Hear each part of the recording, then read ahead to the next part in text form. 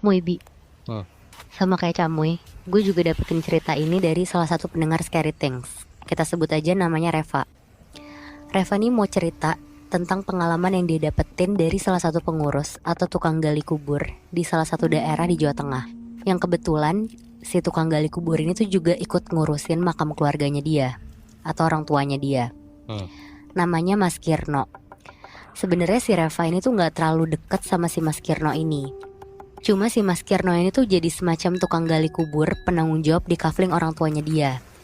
Orang tuanya si Reva ini meninggal tahun 2019 dan pas tahun 2023 awal pas si Reva terakhir ke sana, tiba-tiba tuh samping makam orang tuanya tuh udah keisi makam yang kayak lebih baru gitulah dari makam orang tuanya. Oke. Tapi anehnya kondisi makamnya ini tuh beneran kayak udah terbengkalai banget, kayak udah banyak gundukan tanah gitu, kayak nggak kerawat.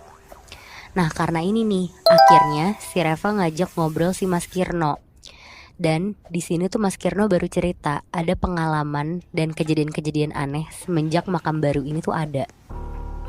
Jadi makam ini tuh baru ada sekitar pertengahan tahun 2021.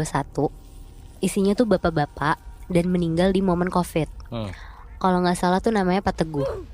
Sebenarnya sih ini kasihan karena dia tuh hidupnya sendirian, terus anak-anaknya tuh kebetulan lagi ngerantau. Dan karena ada PSBB, jadi bahkan pas bapak ini meninggal, nggak ada anak yang nyamperin. Bahkan yang makamin juga nggak ada anak-anaknya. Mas Kirno di sini juga nggak tahu si anak-anaknya ini tuh sebenarnya tahu kalau bapaknya meninggal atau enggak. Dan kalau diingat dulu pas zaman-zaman COVID, semuanya kan emang dibatasin. Bahkan sampai pemakaman tuh juga dibatasin. Nah si Mas Kirno ini ingat persis nih kalau jenazahnya Pak Teguh tuh waktu itu emang gak dimandiin kayak jenazah pada umumnya gitu loh. Karena waktu itu kan pas lagi COVID kan. Terus udah tuh di hari itu Mas Kirno cuma bantu buat ngegali kuburannya doang. Jadi dulu hampir 1 sampai 2 minggu tuh Mas Kirno sering kayak sengaja jalan keliling daerah situ buat ngecek ada yang keluarga yang datang atau enggak. Tapi ternyata emang gak ada yang jengukin sama sekali.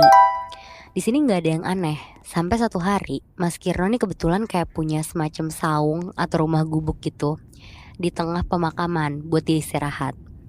Nah, sore-sore pas Mas Kirno lagi tidur, tiba-tiba tuh kayak ada suara tetesan air gitu.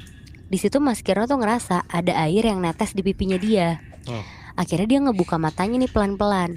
Di situ Mas Kirno tuh kaget banget. Katanya dia tuh ngeliat pas banget di atasnya dia ada sosok bapak-bapak tua yang lagi tiduran seimbang gitu di atasnya dia, di atas bambu penyangga gentengnya itu.